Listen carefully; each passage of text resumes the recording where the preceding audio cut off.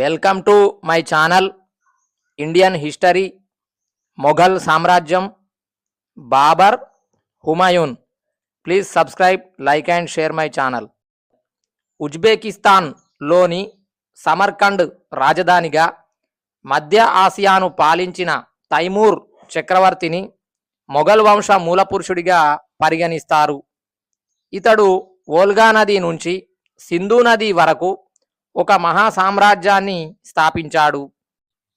1398లో చివరి తుగ్లక్ పాలనా కాలంలో భారతదేశంపై దండెత్తి ఢిల్లీ పరిసర ప్రాంతాలను దోచుకున్నాడు.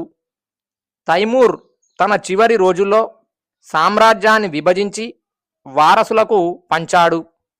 ఫలితంగా మధ్య ఆసియాలో అనేక స్వతంత్ర రాజ్యాలు అవతరించాయి.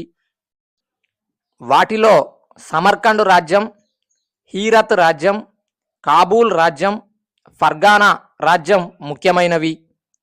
1494లో తైమూర్ మునిమనువడు బాబర్ ఫర్గానాకు రాజయ్యాడు. ప్రస్తుతం ఉజ్బెకిస్తాన్ ఉన్న ఫర్గానాను మొఘల్ చక్రవర్తుల జన్మస్థలంగా పరిగణించవచ్చు. సమర్కండ్ రాజ్యాన్ని జయించడమే జీవిత లక్ష్యంగా చేసుకున్న బాబర్ ఆ ప్రయత్నంలో తన సొంత రాజ్యం ఫర్గానాను కూడా కోల్పోయాడు. ఆ తర్వాతి కాలంలో కాబూల్ను ఆక్రమించుకొని దాదాపుగా 20 ఏళ్ళు పాలించాడు. కాబూల్లో ఆర్థిక సంక్షోభం సంభవించినప్పుడు భారతదేశంపై దండెత్తమని బాబర్కు 2 నుంచి ఆహ్వానాలు అందాయి. మొదటిది మేవాడ్ పాలకుడు రాణా సంగ్రామ్ సింగ్ నుంచి రాణా శత్రువైన ఇబ్రహీం లోడిని అంతం చేయమని కోరాడు. ఇబ్రహీం లోడి మామ పంజాబ్ గవర్నర్ దౌలత్ ఖాన్ లోడి నుంచి రెండో ఆహ్వానం వెళ్ళింది. దీనితో బాబర్ భారతదేశంపై దండెత్తి మొఘల్ సామ్రాజ్యాన్ని స్థాపించాడు. బాబర్ 1518లో వాయువ్య భారతదేశంలోని బిరా అనే ప్రాంతంపై యుద్ధం చేసి జయించాడు. ఈ యుద్ధంలో భారత్లో తొలిసారిగా తుపాకులు, ఫిరంగులు ఉపయోగించినట్లు తన స్వీయ చరిత్రలో పేర్కొన్నాడు. బాబర్, ఇతడి అసలు పేరు జహీరుద్దీన్ మహమ్మద్. బాబర్ అనే అధికార నామంతో సుప్రసిద్ధుడు. బాబర్ అంటే పులి అని అర్థం. ఇతడు తుజ్కీ బాబరీ లేదా బాబర్ నామా అనే స్వీయ చరిత్రను టర్కీష్ భాషలో రచించాడు. ఇది బాబర్ చరిత్ర తెలుసుకోవడానికి ముఖ్యమైన ఆధారం. దీన్ని ప్రపంచంలోని అత్యంత గొప్ప స్వీయ చరిత్రల్లో ఒకటిగా పరిగణిస్తారు. అందుకే బాబర్ను స్వీయ చరిత్రకారుల్లో యువరాజుగా పరిగణిస్తారు. ఇది 3 భాగాలుగా ఉంటుంది. మొదటి భాగంలో ఫర్గానా గురించి, రెండో భాగంలో కాబూల్ గురించి, మూడో భాగంలో భారతదేశానికి సంబంధించిన వివరాలు ఉంటాయి. ఈ గ్రంథంలో భారతదేశంలోని సామాజిక, ఆర్థిక, రాజకీయ, భౌగోళిక పరిస్థితులను బాబర్ వివరించాడు. అందుకే దీన్ని 16వ శతాబ్దపు దర్పణం అని చెప్పవచ్చు.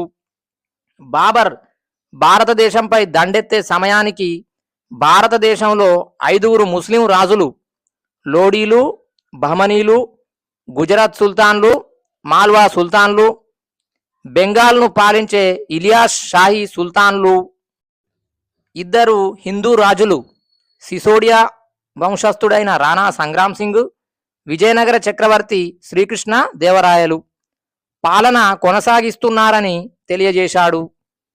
శ్రీకృష్ణ దేవరాయలు గొప్ప పరిపాలన దక్షుడని, అనేక సైనిక విజయాలను సాధించాడని, కవి పోషకుడని బాబర్ తన స్వీయ చరిత్రలో పొగిడాడు. అన్ని వృత్తులకు చెందిన చేతివృత్తుల వారు ఉన్నారని, వీరు తయారు చేసే వస్తువులకు దేశ విదేశాల్లో డిమాండ్ ఉండేదని తెలియజేశాడు. ధనికులు అత్యంత విలాసవంతమైన జీవితాన్ని గడుపుతుండగా సామాన్య ప్రజలు మాత్రం పేదరికంలో మగ్గిపోతున్నారని ఆనాటి ఆర్థిక అసమానతలను వివరించాడు. భారతీయులు అందవిహీనులని, అందరితో కలిసిమెలిసి ఉండరని, వారి ఆహారం, భవనాలు, ఉద్యానవనాలు బాగుండవని రాశాడు.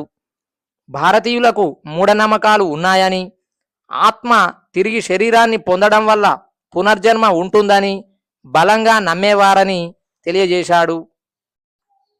అక్బర్ కాలంలో తుజ్కీ బాబరీని అబ్దుల్ రహీం అనే అధికారి పర్షియన్ భాషలోకి అనువదించాడు.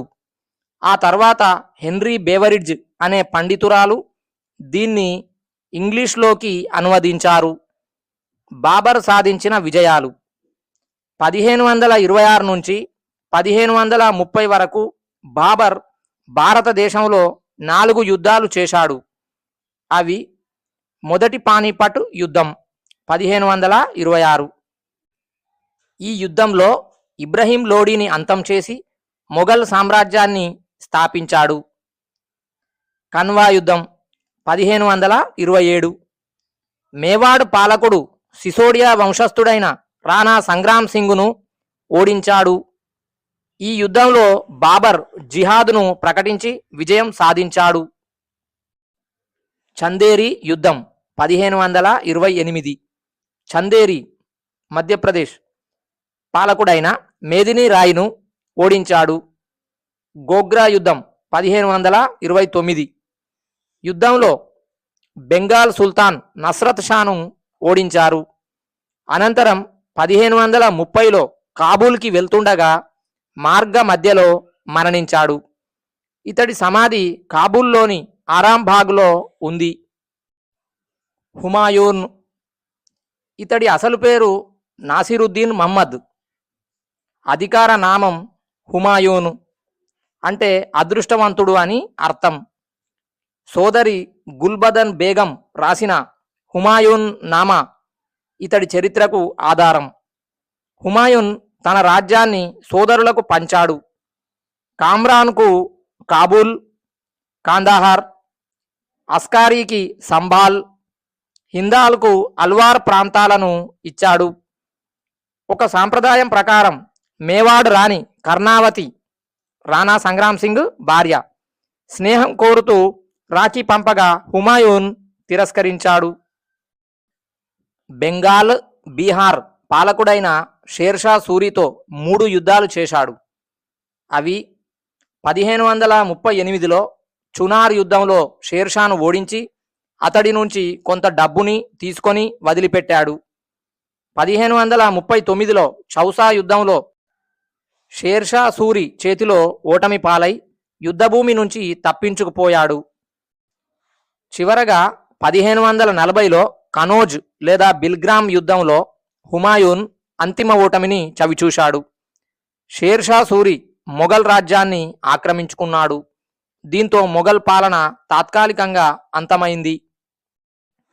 రాజ్యాన్ని కోల్పోయిన హుమాయూన్ 15 ఏళ్ల పాటు 1540 నుంచి 1555 దేశ దిమ్మరిగా సంచరించాడు.